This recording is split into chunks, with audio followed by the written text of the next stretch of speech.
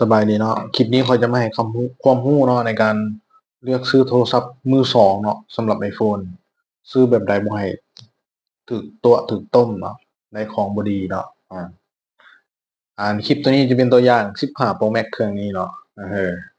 เป็นเครื่อง0 LL หรือว่า0เมกาเนาะแต่มีถาดซิมเนาะมันจะตัวนี้เนาะมันจะมีถาดซิมตัวนี้ คือเราต้องมาทำความเข้าใจก่อนเนาะนับแต่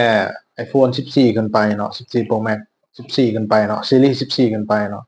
ถ้าเป็น0 LL หรือ0อเมริกาเนาะมันจะบ่มีถาดซิมเนาะมันจะเป็นเครื่อง eSIM อย่างเดียวเนาะให้ทำความเข้าใจแบบนี้ ถ้าหากว่าเครื่อง0อเมริกาแล้วมาขายอยู่บ้านเฮาแล้วมันเป็นเครื่องที่มีซิมเนาะเจ้า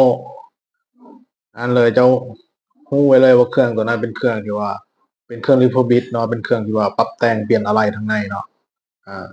ให้เข้าใจไว้เลยว่ามันเป็นอย่างนั้นเพราะว่าเครื่องอเมริกามันจะบ่มีถาดใส่ซิมอะนะมันมีแต่เขาไปเฮ็ด eSIM อยู่ศูนย์เลยเนาะตอนนี้อ่าและอีกอย่างหนึ่งเนาะการเฮ็ด eSIM มันก็ดีอย่างหนึ่งก็คือเวลาตกน้ำตกในมันก็เป็นเครื่อง eSIM มันก็ดีอย่างหนึ่งเวลามันตกน้ำมันก็มันจะบ่ช็อตเนาะในถาดซิมน้ำมันก็จะบ่เข้าในถาดซิมเนาะแต่ถ้าเป็นเครื่องอันนี้เนาะการเจาะรูตัวนี้มันจะเอาง่ายๆบ่ได้มาตรฐานคือมากับโรงงาน Apple เนาะถ้าตัวมากับโรงงาน Apple มันจะแน่นแล้วก็มันก็เซิงกว่าน่ะเขาเจ้าก็จะมาเพิ่มถาดซิมอยู่ตรงนี้เนาะนี่ข้างๆทางก้นเบื้องขวานี่แล้วรวมๆแจเบื้องขวาเนาะนี่ก็ยังดีอยู่เนาะที่ว่ามันจอมันยังเป็นจอแท้เนาะมันก็จะได้สีสันที่งามขึ้นแต่มันก็สิเสียก็คือการใช้งานหรือว่าการคงทนในระยะยาวการใช้งานในระยะยาวมันอาจจะบ่ทนคือจอเดิมๆเนาะสแกนหน้าได้ปกติตัวนี้ไวดีโดยรวมก็ยังถือว่าโอเคอยู่เนาะแต่จอนี่อาจจะเป็นจอเดิมอยู่แต่ว่าจอมันต้องเจียร์เล็กที่ว่างัดจอไว้นะมันจะมีแง่งเนาะในจอนี่แง่ง2แง่งในนี้ส่วนนี้กับส่วนนี้เนาะในส่วนนี้เรามาใส่ eSIM แล้วเราต้องเจียร์ออกเนาะมันยังเหลือแต่แง่งเดียวในนี้ถ้าว่าเราหากมีการเปลี่ยนจอเนาะจอแตกในอนาคตเขาไปแปลงอยู่ฮาร์ดอยู่อย่างมันจะต้องได้เจียร์นะออกเนาะเจียร์หน้าจอเฮ็ดให้เสี่ยงสร้างราคาก็อาจจะพุ่งขึ้นไปอีกนับแต่เกียรติจอเนาะบวกขึ้นไปเพิ่มอีกเนาะตอนนี้โดยรวมแล้วบ่อยากให้แนะนำให้ซื้อเนาะสำหรับศูนย์อเมริกาที่มีถาดซิมเนาะอันนี้เฉพาะมีถาดซิมเด้อถ้าว่าเป็นศูนย์อเมริกาเดิมๆมาแต่อเมริกาเลยแบบพี่น้องฝากมาให้บ่หรือว่าพี่น้องซื้อมาให้เนาะโอเคตอนนั้นแต่ว่าเฮาศูนย์อเมริกาในบ้านเฮาแหละมันมีถาดซิมนำนี่บ่อยากให้แนะนำเนาะให้เป็นศูนย์ไทยเลยดีกว่าแล้วก็เขาจะมาแนะนำตัวที่2กดเช็คเครื่องเนาะเวลาเจ้าอยากซื้อเครื่องโทรศัพท์มือสองนะตัวนี้เขาจะยกเป็นตัวอย่างให้เนาะตัวนี้ iPhone 15 Pro Max ตัวนี้เข้ามาที่นี่ตัวนี้ทั่วไปนี่เนาะเฮามาเช็คเครื่องแบบเบื้องต้นก่อนเฮาสิซื้อนะเข้ามาทั่วไปเนาะคือสมมุติว่าพ่อค้าเขาเจ้าบอกว่าเป็นเครื่องเดิมเนาะเครื่องนึงเนาะคลิปนี้ข้อยจะมาแนะนำวิธีการกดเช็คเครื่องก่อนที่เฮาจะซื้อเครื่องเนาะหรือว่าซื้อโทรศัพท์ iPhone มือสองจากร้านต่างๆเนาะมือสองหรือว่ามือหนึ่งเนาะเพราะว่าเฮาก็บ่ฮู้ประวัติมันนะอันนี้มันวิธีการกวดสอบเบื้องต้นเนาะถ้าว่าเพื่อป้องกันนั่นแหละถ้าเฮาได้เครื่อง Refurbished มาแล้วมันจะใช้เครื่องพวกนี้มันราคาสูงเวลาซ่อมมันก็ซ่อมแพงเนาะตัวนี้เป็น15 Pro Max เนาะข้อยจะมาสาธิตให้เบิ่งเนาะสมมุติว่าเฮาเปิดหน้านี้ขึ้นมาแล้วเนาะเฮาได้ลองจับลองหยังอยู่ในร้านเขาเจ้าแล้วกดเข้าไปที่ตั้งค่าเนาะจากนั้นไปที่ทั่วไปนี่เนาะนี่เนาะเอา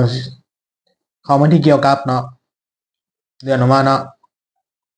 ตัวนี้เป็นส่วน LLA นี่เนาะทับ A นี่ความคุ้มครองหมดอายุนี่แม่นก็คือเบิดประกันแล้วเครื่องนี้เนาะและถ้าเป็นเครื่องที่เคยเปลี่ยนอะไรหรือว่ามีการสับเปลี่ยนอะไรเนาะมันจะขึ้นมาประวัติชิ้นส่วนและบริการตัวนี้เนาะ นี่เห็นอ่ะเอากดเข้ามาเนาะเห็นเนาะ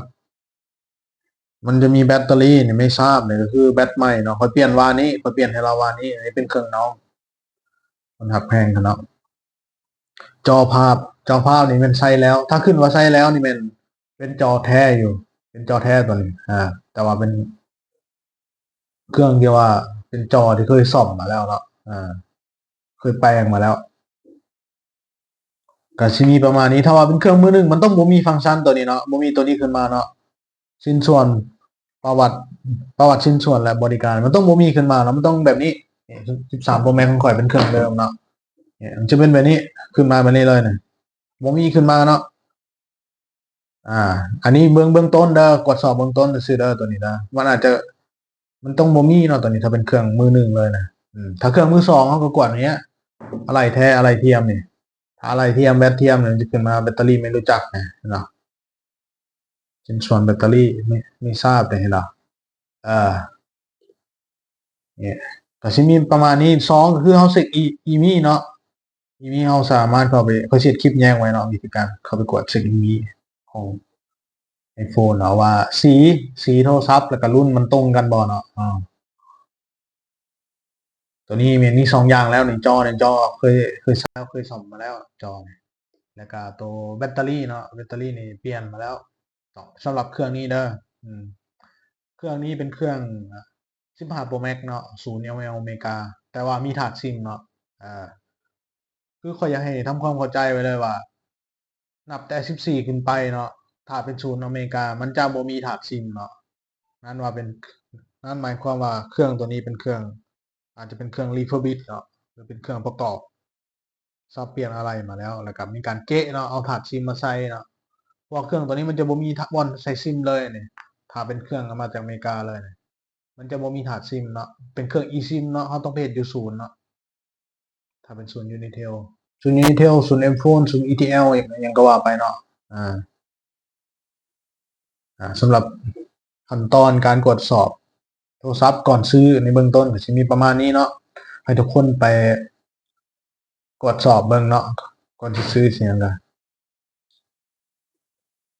สำหรับคลิปนี้ขอขอบใจเนาะ